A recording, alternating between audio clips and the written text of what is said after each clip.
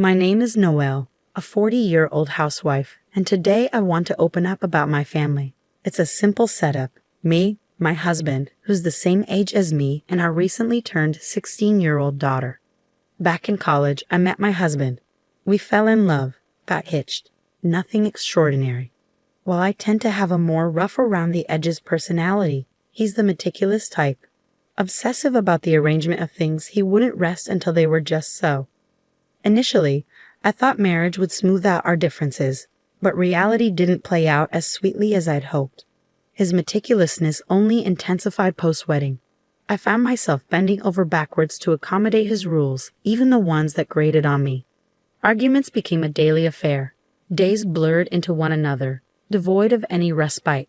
Amidst this chaos, our daughter entered the scene 2 years into our marriage. I hoped her arrival would bring tranquility, but alas, my husband's demeanor shifted drastically. Rather than adapting to our daughter's needs, he resented the disruption to his routine. Nights echoed with his sharp words directed at her tiny cries. He even declared himself exempt from any parental duties, leaving me to bear the brunt of child care alone. Divorce crossed my mind countless times, but for the sake of our daughter, I soldiered on. I fought tooth and nail to shield her from his selfishness, even as it drained me. Yet, just when I thought I'd weathered the worst, fate dealt another blow. Despite my fervent prayers, our daughter's traits began mirroring her father's. By age 10, she critiqued my cooking and threw tantrums over trivialities. As her teenage rebellion set in, she adopted his harsh tone, turning against me in arguments. My husband, predictably, sided with her, leaving me isolated in my own home.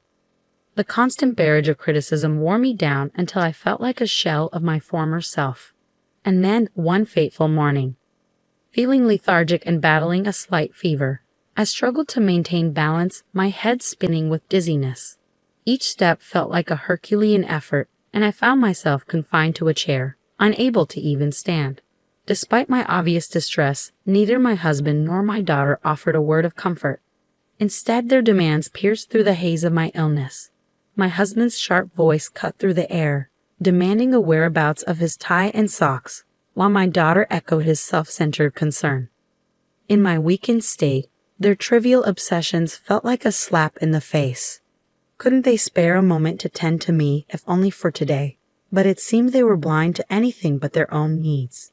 Summoning what little strength remained, I bid them farewell as they left the house, only to collapse in the hallway moments later. The next thing I knew, I found myself on the living room couch, the familiar ceiling above me. Though still fatigued, a sense of relief washed over me. The uninterrupted sleep had worked wonders, rejuvenating my weary body. Despite the lingering fog of sickness, there was a strange comfort in this half-awake state. But as evening descended, reality came crashing back.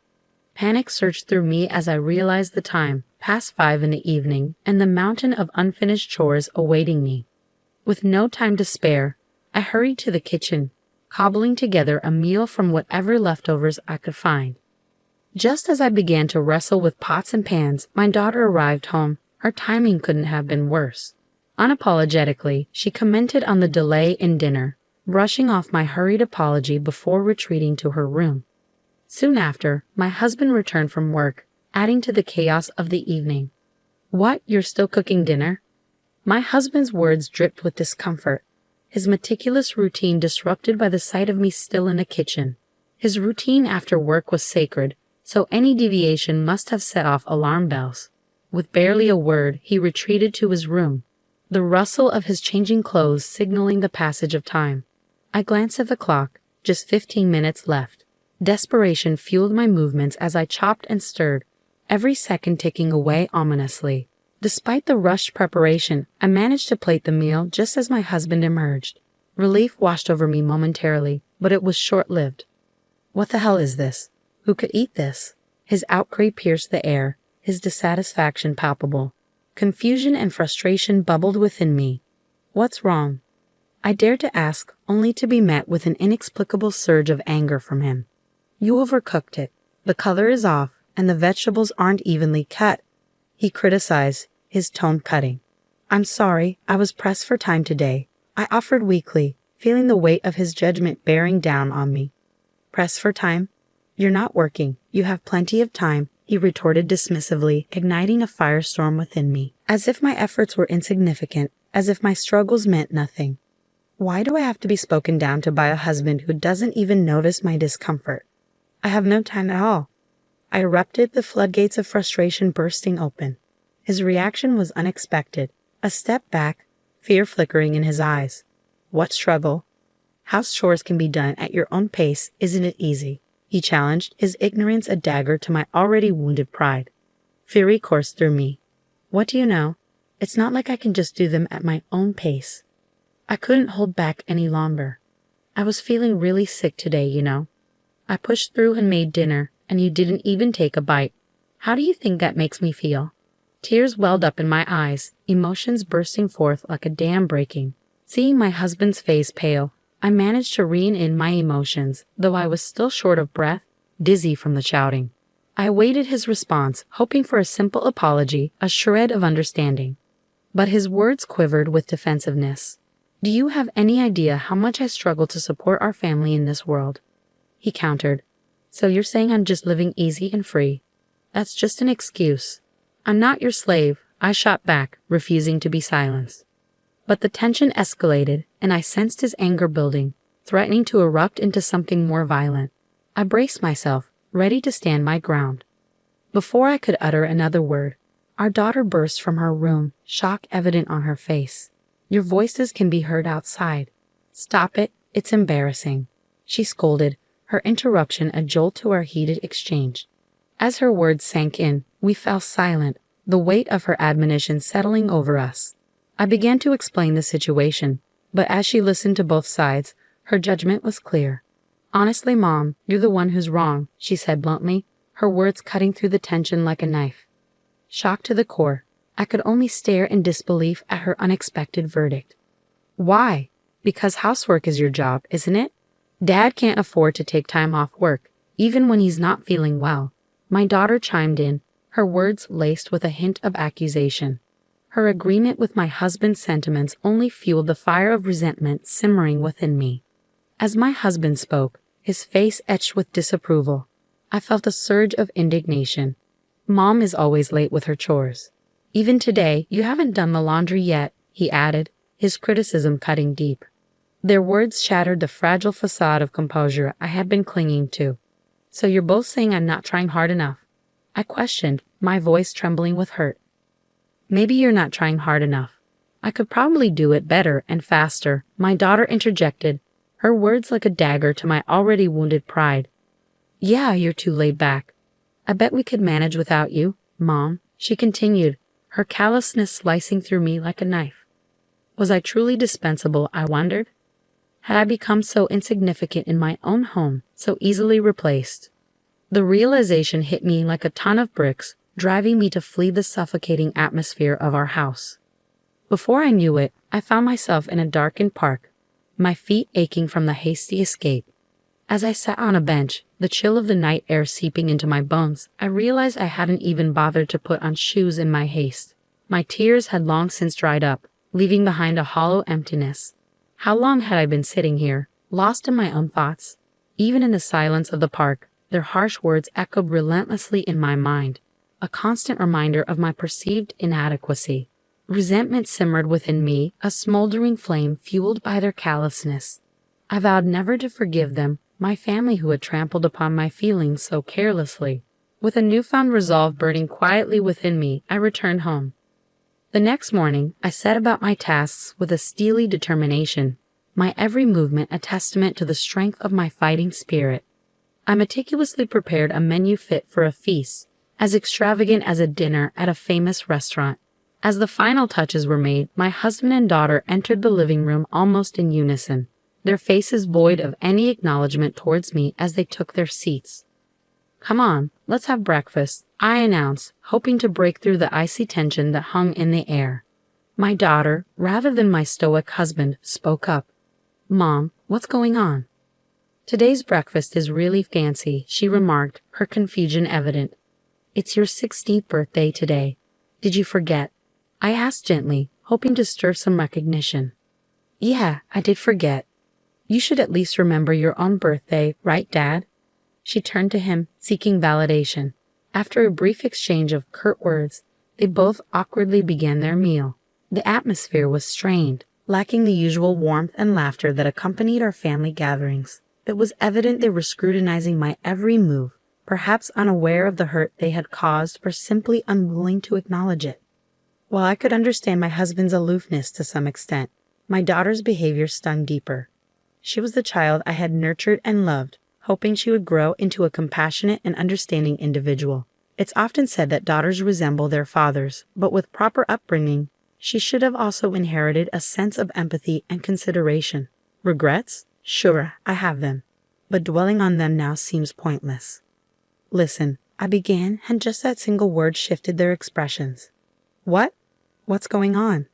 My husband's voice wavered as he questioned. Starting today, I'm leaving this house, I declared, and their faces drained of color in unison. Hold on, why? Why? They both protested simultaneously. You said you could do the housework better than me, I reminded my husband, my tone firm. I didn't say anything like that, he retorted, but I cut off my daughter's potential argument before it could begin. Whether you remember saying it or not, you did. And you, I turned to my husband, said I have more free time because I'm at home. It's just an excuse. He didn't respond, and I pressed on. Don't misunderstand. I'm moving to another house, starting today, but that doesn't mean I won't come back here. And stop, today's my birthday, right? You're going to celebrate, right? My daughter pleaded, her eyes brimming with tears. I chuckled at her plea, but my resolve remained unshaken. I'm sorry, but I'm serious about this, I replied calmly, watching her crumble before me. With that, I quietly stood and left the house, ignoring their desperate screams behind me. That day, I booked a hotel room nearby, then secured an apartment on a monthly basis, starting the process of building a new life. Even amidst the flurry of activity, my phone buzzed incessantly with messages and calls, apologies and pleas from my daughter. But my husband remained silent, unable to admit his fault. I kept receiving messages from him, each one more accusatory than the last. What you did was outrageous, he insisted, but I left all their messages unread, refusing to engage. It's amazing how convenient it is these days to convey my intentions without saying a word.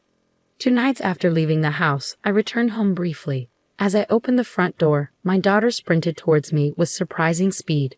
Mom, you came back, she exclaimed, wrapping her arms around me in a tight hug. I just came back to pick up something I forgot, I replied, gently disentangling myself from her embrace and making my way to the living room.